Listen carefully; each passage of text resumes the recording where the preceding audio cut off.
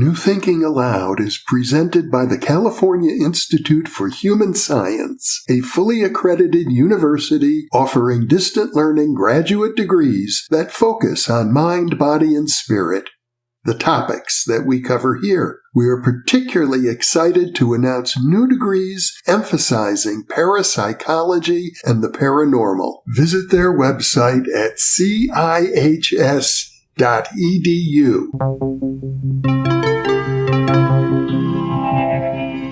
Thinking Aloud.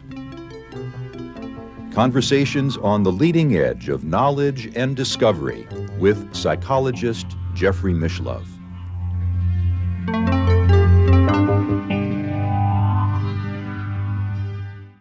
Hello and welcome. I'm Jeffrey Mishlove. Today we will be looking at the topic of examining altered states of consciousness. My guest is a pioneer in psychedelic research, Rick Strassman. Many people would say that Rick is responsible for the new wave, some people call it the renaissance of psychedelic research, that he initiated back in the 1990s when he did a number of studies here in New Mexico at the University of New Mexico with patients experiencing DMT. He is the author of many books, including DMT, The Spirit Molecule, and DMT and the Soul of Prophecy, the Psychedelic Handbook. He co-authored a book with several other psychedelic researchers called Inner Paths to Outer Space. It's an examination of people experiencing alien worlds under the influence of psychedelics and using other technologies. He's written a semi-autobiographical novel called Joseph Levy Escapes Death, and his most recent book is My Altered States, a psychiatrist's remarkable story of trauma, psychedelics, and spiritual growth. Welcome, Rick. Thanks, Jeff. Nice to be on your show again. It's a pleasure to be with you. I'm so delighted that you've moved back to Albuquerque because I hope to have you back here on New Thinking Aloud many times. After reading your latest book, I realize there's so much depth to your experiences at this time. You've written essentially you could call it a psychedelic biography, but it's much larger than that. It's an attempt to look at the whole realm of altered states of consciousness and doing it now from the experience you've had as a Buddhist meditator, as a practitioner of psychoanalysis and a patient of psychoanalysis, and a person who has focused on unflinching inquiry as the basis of your coming to terms with, I would say, digesting the altered states of consciousness that you've experienced since infancy. Mm-hmm. Well, so one point about my background, I never practiced psychoanalysis. I was a patient in psychoanalysis. I taught psychoanalytics, psychotherapy. You taught psychoanalysis. Well, yeah, more or less, yeah. That way of looking at the mind and doing therapy. Okay. Based on Freudian principles. But as a psychiatrist, you had training as well, I presume. I did, and I voluntarily underwent a 4-year, was called a classic psychoanalysis, lying on the couch up to 5 days a week, for 4 years. That's one of the ways in which I was able to unflinchingly look back at my altered states experiences and to study them carefully and to try to make sense of them, understand them, see if applying the insights I gained from looking at them carefully into my everyday life, interpersonal, religious, spiritual, psychological. Well, one of the points that you make, I think this is a crucial point, is that the main method of psychoanalysis, free association, is in itself a profound altered state of consciousness. Yeah, it's a state in which you just speak whatever comes to your mind without any filtering at all. without any fear of embarrassment, shame, freaking out your analyst. It's free association. You just, whatever's in your mind, you describe, you talk about. Which is pretty much the opposite of a normal consciousness where we're very inhibited. Well, I think in a way it's the opposite of meditation too, where you detach from your thoughts. You don't really necessarily pursue them. You observe them and you drop them, and you go back to being in the present. Yeah, and in psychoanalysis, it's mostly verbal. You might experience some somatic effects, and the emotions can be powerful, but the technique itself is verbal.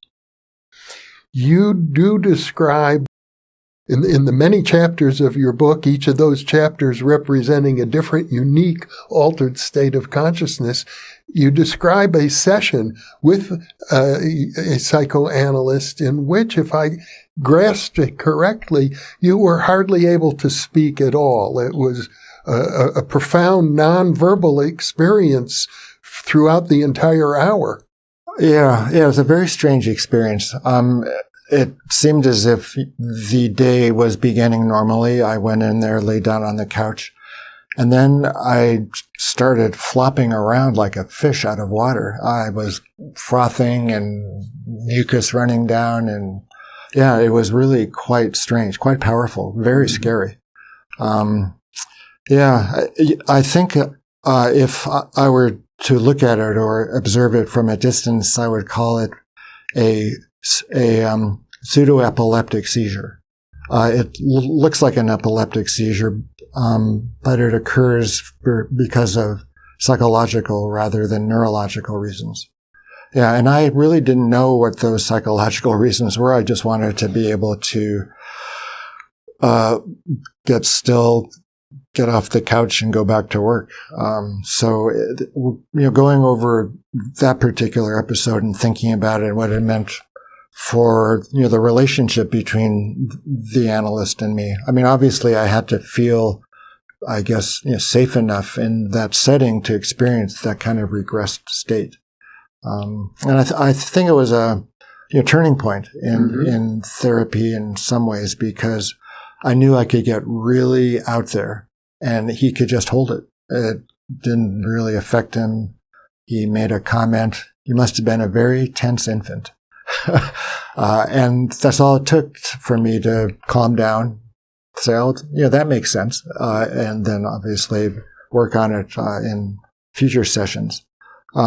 It also helped me in working with my DMT volunteers, because I was familiar with that level of regression. I was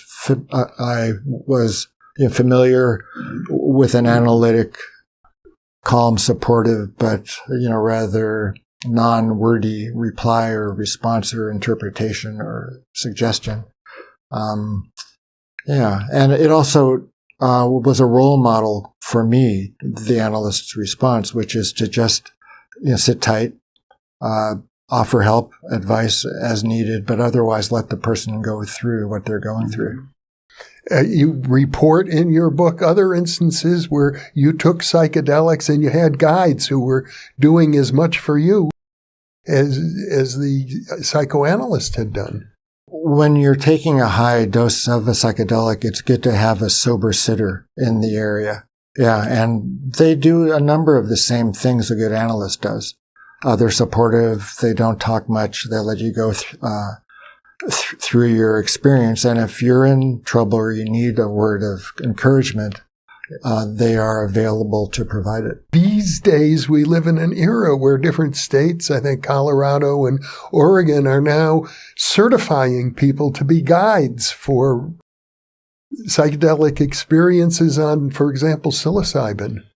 That's occurring within the context of legalization or decriminalization. Yeah. And I am for increased access of these compounds for medical and other purposes.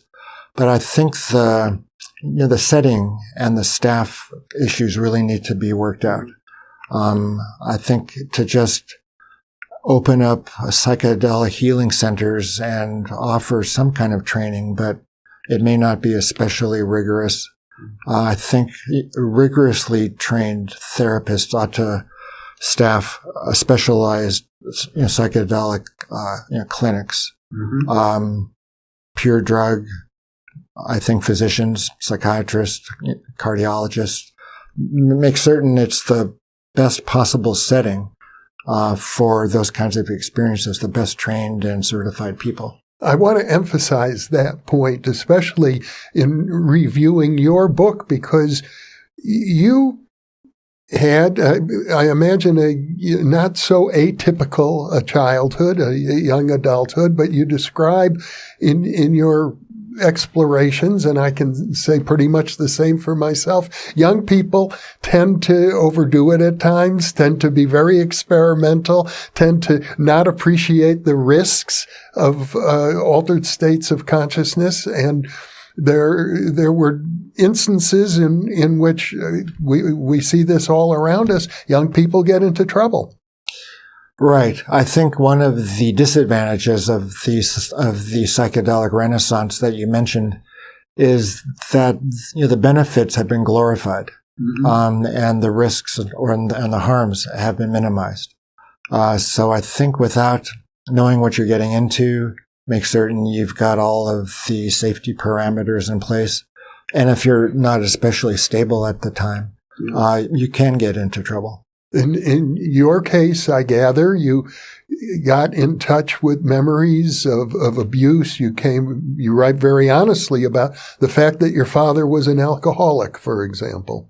Right. It was pretty difficult writing those chapters. I don't think I could have written them without as much psychotherapy as I've had. And even so, it was rather painful. Yeah. But after you edit like 10, 15 times, the sting starts to wear off, and you can look at it a little more clinically, a little more detached manner. So one of the chapters is my attempt to deal with being spanked. Like, what were the three approaches I could take? I could cry, I could grit my teeth, or I could be mellow. I could just kind of detach. I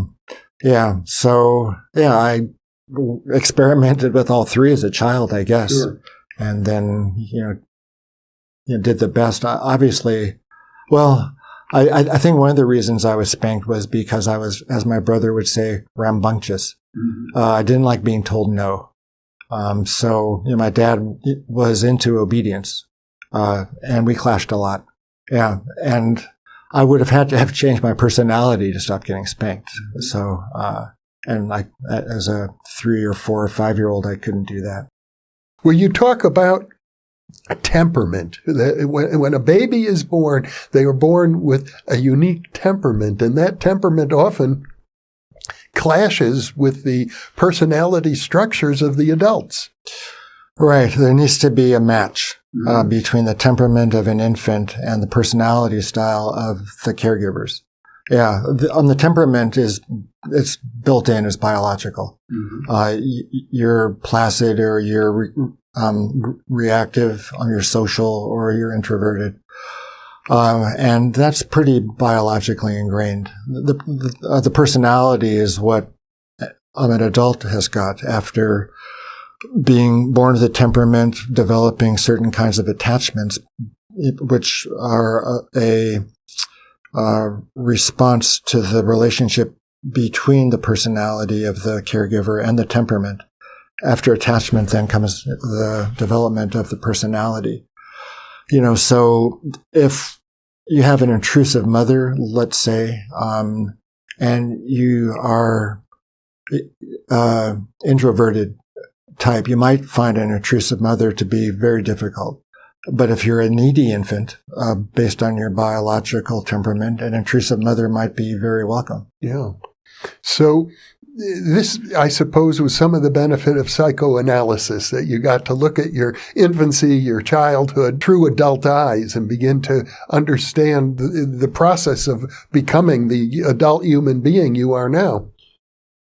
Right. Well, I was 32 22 at the time when I entered analysis. I had been in a lot of psychoanalytic psychotherapy in the past, but I went to a medical school in New York whose department was mostly psychoanalytic. And I really liked psychoanalysis. I really liked the psychoanalysts. They dressed really great. They had really cool personalities.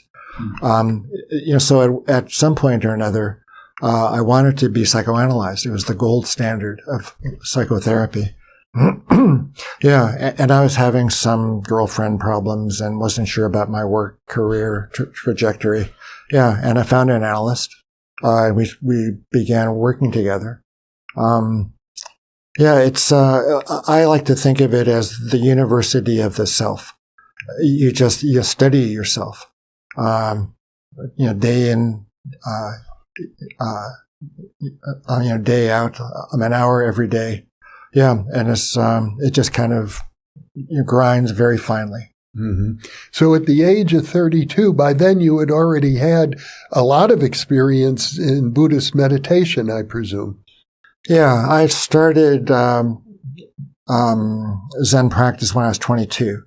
Yeah, so by then I'd been involved in a community and had been practicing and was ordained as a layman in the order, for about 10 years or so.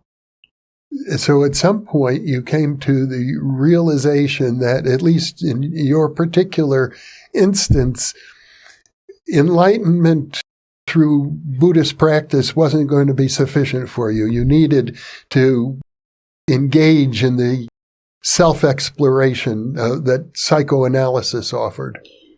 Yeah, I think there's a lot of repressing and suppressing of emotion within Buddhist communities. You detach from your feelings, you detach from your thoughts. And I've always liked thinking, and kind of introspecting and scrutinizing my deeds and my feelings and my ideas. So the idea of just dispensing with my thoughts and my feelings wasn't sufficient. Like I could, calm myself down from my chronic level of anxiety to some extent through meditation. I could develop insights into the nature of reality, for example, from study. But the more emotional, personal, ego-oriented things, I still had to deal with. Mm-hmm. As I recall, you write that you found that you were attracted to the wrong kind of women who were already involved in a relationship. Right. Yeah. It was a pretty pernicious habit. Yeah. I think it began, or it that it had its roots in my childhood. The dynamic between my parents and me. So I think I was replaying it somehow in these, relationships, between a man and a woman. The woman is kind of, passive and depressed, and the man's kind of a controlling, individual. Yeah. And I could rescue, the woman, kind of like I couldn't rescue my mom. Mm-hmm. Yeah. Yeah. And it was going on and on and on. I hadn't understood it at that kind of level, until after a lot of work. But, it was this, it's what's called a repetition compulsion. You repeat the same, disastrous dynamics, hoping this time it'll work out. And it took actually, 2 years of hard work and analysis to break that pattern. Yeah, it occurred one day, actually. I was going on and on and on about somebody, and I just stopped myself and said, to my analyst, if you're as sick of hearing about this as I am, you must be really sick of this. Yeah, and I just stopped at that. That was your moment of freedom. Yeah, I was like, okay, I don't need it anymore. Mm-hmm. Yeah. Well, as a young man, like many, like myself, among others, you experimented with a wide variety of mind-altering substances, alcohol, cannabis, variety of psychedelic drugs that were floating around the college dormitories and so on. And you noticed, I think it would be fair to say, that each of them had a different influence on you. Right. With respect to mind-altering substances, as a kid, as a teen, I never drank, never smoked pot.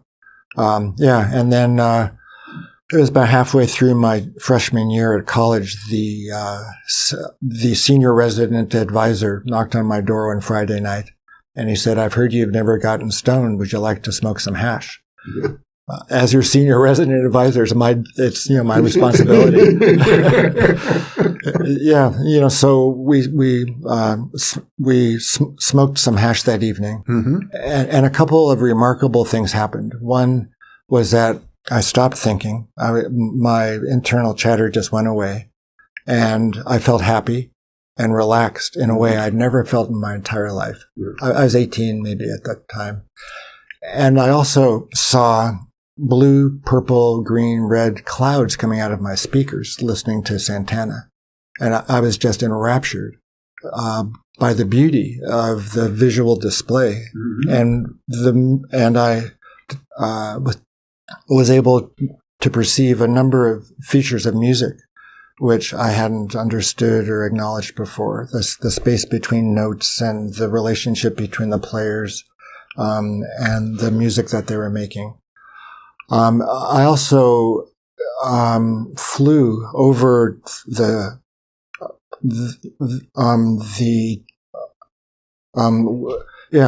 my roommate and I sat down on a rug on the floor, and we flew over the little town that the college was a part of.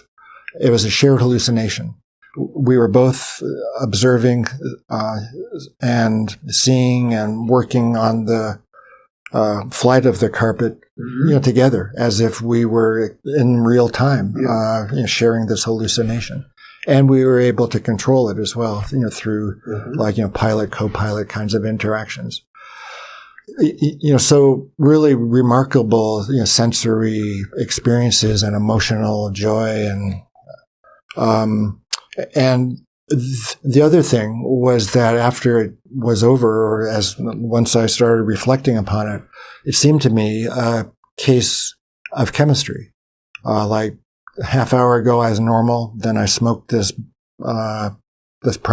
cannabis product, and felt all these things and thought all of these things that as a result of smoking, took place. Yeah, and it was chemistry. I actually began college as a chemistry major because I liked making fireworks and bombs. So I viewed the world in a lot of ways as through the lens of chemistry. And when this incredible altered state came upon me, I figured it's a result of chemistry, chemical changes in the brain. Yeah, and in a way that initiated me on the path of studying psychopharmacology of consciousness from my firsthand experience. One of those cases of research is me-search. I had this incredible experience. I wanted to understand it more and to apply it and study it and do experiments. Well, I get the impression that your experiences with hashish, a purified form of cannabis, exceeds the kind of experiences that most people report. I think it was a combination of factors that led to that psychedelic response to cannabis. It was strong. It was my first exposure. Oh, yeah. We smoked a lot. It was high potency material. Some people actually are experience psychedelic effects on very strong cannabis now. Yeah. There's a group in Boulder that's been working with high dose cannabis. You smoke a lot as fast as you can, and you put on eye shades and headphones and you lay down and you trip. The group is called Conscious Cannabis, and it's up in Boulder. I see. Yeah, and the originator of that technology is a fellow named Daniel McQueen, who wrote a book called psychedelic cannabis. Uh-huh. So I think more and more these days, people are tripping out on high potency weed. And I think that took place back then for me. Well, one of the points you make in your book is that unlike with other mind-altering substances, you really did stick with cannabis. I like cannabis. I've smoked it pretty regularly, except for 2 periods of 3 years each, since I was maybe 18. The first 3-year period was when I went back to medical school.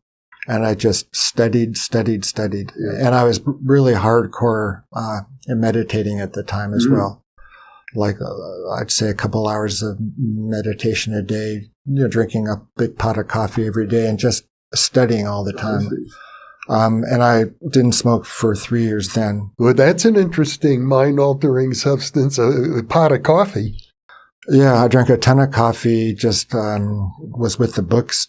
I wouldn't say 24/7, but one thing I learned in Zen studies and practice is how to concentrate, how to dispense with emotional reactions to what you're reading. When reading, just read. When studying, just study. When note-taking, just take notes. Yeah. The first time around, I had to drop out of medical school, actually, after my first year. And it was because my opinions didn't match the opinions or the style of the medical school. Like, I entered school, thinking I would, develop this manifesto-driven technology of healing, which included psychedelics, psychoanalysis, and Zen Buddhism, which ultimately is what I developed. But when I was like 21 years old, it wasn't going to fly. When you had to learn gross anatomy and renal physiology. You write about that phase of your life as one in which you were being driven by an unrealistic and I think maybe even narcissistic or ego-based fantasy. Right. Well, I didn't really want to be a doctor when I was, graduating college. I wanted to study consciousness, study Buddhism, but there wasn't much of a market for that in 1972. And I was a good student and everybody was encouraging me to go to medical school. Like, I wasn't sure what to do after leaving college, basically. So I dropped acid, one day in the summer between my junior and senior years, and I had a flash of what I was going to do. And I just wrote it down in this 20-page manifesto. And it was quite messianic. It was, based on everybody getting high, basically. Everybody should trip. Everybody ought to experience a mystical state. And then the world's woes would come to an end. There were people like Timothy Leary who were out preaching something similar. Right. But as a first-year medical student, you were obviously going to run into some issues there. Well, now you also report on some very extraordinary experiences that you had under the influence of psychedelics, where it seemed as if you were literally traveling back in time and experiencing what life was like for your grandfather in Ukraine. Experiencing the effects of an experimental psychedelic. Well, when I first moved to New Mexico in the mid-1980s, I was a member of a research community which was either experimenting with new psychedelics and describing their effects, for the chemists who synthesized the drug. And we were also doing deep psychological work with each other. And this was one of the new experimental compounds. It was a relative of psilocybin. It had only been taken by maybe a dozen people at that point. It appeared, safe in animals. And a small group, was experimenting with it. And it was supposed to be, for whatever reason, a good psychotherapeutic aid. So the book opens with a chapter of me, lying in my friend's bed, on my friend's bed. And I was transported back to Lvov, Lemberg, in Western Ukraine in the early 1900s. And I was part of a conversation between my paternal grandfather and a couple of his friends who were afraid of what was occurring in Ukraine, the pogroms where they would just slaughter Jews and, especially during Easter, seemed like. So there were an increasing amount of pogroms occurring in Lvov and in the surrounding villages. And they were worried, and they wondered what to do. And I was like a 6-year-old boy, snuggled into my grandfather's coat, and I was peering through the opening of his coat, looking at his friends. Yeah, and they were looking down at me, asking me what to do. Yeah, and on the next part of and it was intense. I was sweating and kind of moaning and groaning. And I got up and rinsed out my mouth and then laid back down. And I found myself in a concentration camp. And looking around like, man, this is grim. Yeah. And, the next moment I was at the bottom of a heap of bodies. And I was being vomited on and shit on, and I couldn't move my neck. Yeah. And after that, I just went into the white light and then was born. Yeah, it's a very intense episode on that drug.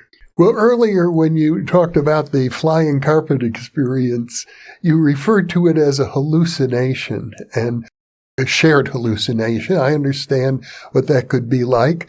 But I also think there, as a parapsychologist, there could be an element of, we would call it remote viewing or clairvoyance mixed in with everything else you're experiencing. I know in the absence of doing really detailed historical research, we'll never know what kind of an experience you had. Was it a fantasy or was it retrocognition, a veridical retrocognition?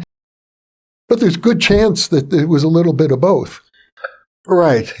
And it was an important experience because of the concretization of certain ideas, certain memories, certain feelings, which were being stirred up for whatever reason, either from myself or the group. I empathized. I understood at a deeper level what it must have felt like. Even though I may not have been there in spirit or in mind, but it was in some ways like a very powerful dream, which brought up and symbolized and made visible, made visual certain emotional and memory traces. So I think it's fair to say that at least occasionally psychedelics have the capacity to open up capacities in the human spirit that we don't normally have access to. One of the issues that I took up in the first DMT book, The Spirit Molecule, is the location of the entities, which people encounter on DMT, the location of the beings. Are they just your brain on drugs, or is it that your mind-brain complex can now perceive information or perceive content in freestanding, objective, alternate levels of reality? So I think in the same way, dreams, big psychedelic experiences, at the very least, reveal things that were previously invisible. Whether they occur outside or it's just your brain on drugs, or I think some combination thereof. The important thing is what you do with what you experience. What's your understanding of it? What information do you gain? Can you apply it in your everyday life? So you have to learn to interact with the beings. You need to learn to interact with the contents of your visions on a big psychedelic experience. Feel what you feel, ask questions. That's one of the reasons that I wrote this book was to provide an example of a careful examination of one's altered states. They might be interesting, they might be fun, but I think to get the most out of them, you want to examine them carefully, write them down, think about them, work on them later, see what they can teach you.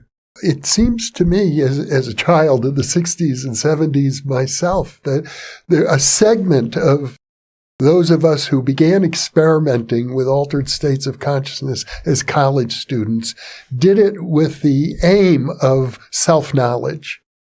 And it worked over time. I've been on that path now for over half a century. I freely admit I've used mind-altering drugs over 100 times. Mm-hmm. During that period. I'm blessed in the sense that it was 99% positive for me, and it led me on the path that I've been on for a long time with New Thinking Aloud, which is continued exploration. So mind-altering substances offer that potential, but you're very clear that there are many hazards along the way. If you want to optimize the benefit and to minimize the harm, you need to pay attention to the set and to the setting. Mm-hmm. If you're in good shape, mentally, physically, spiritually, if you've got a supportive social network, you know what you're taking, you know the dose, you've set things up to be comfortable, safe, and relaxed, or you're around friends that you trust and that you like. Yeah, the chances of adverse effect are pretty minimal. And the chances of some benefit of some form or another will be much more likely. If you're unstable, using other drugs, physically ill, family history of schizophrenia, you're in between jobs. Taking a psychedelic can destabilize you even more. Mm-hmm. And so, they only work on what's in your mind-brain complex in the first place. So if you're a spiritually oriented person, spiritual, questions will come up, during your experience. If you're a psychopath, you'll come up with new schemes to con people or to, manipulate them. So, the intention, who you are, what the environment is, that really needs to be considered carefully if you want to make the most of those kinds of experiences. Well, Rick, I think your book is a real contribution to the literature. I'm not aware of any other example of a person who has explored psychedelics in particular, but a variety of other altered states, dream interpretation, free response, psychoanalysis, Buddhist meditation, from the perspective of ultimately self-knowledge, self-awareness, and with the professional background that you have in psychiatry, it's a very unique contribution, and I think it will help move the field forward. It will be of great help to future generations. So I'm so delighted that we're having this conversation, and even more so that now that you live here in the same city, Albuquerque, with me, that we'll have future opportunities as well. Yeah, I hope so too. Well, thank you for being with me today. And for those of you watching or listening, thank you for being with us, because you are the reason that we are here.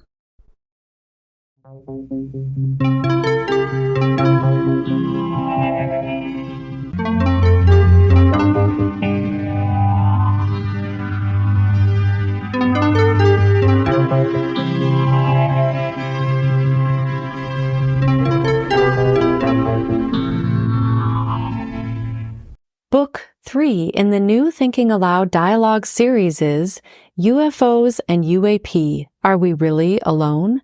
Now available on Amazon. You can now download a free PDF copy of issue 7 of the New Thinking Aloud magazine, or order a beautiful printed copy.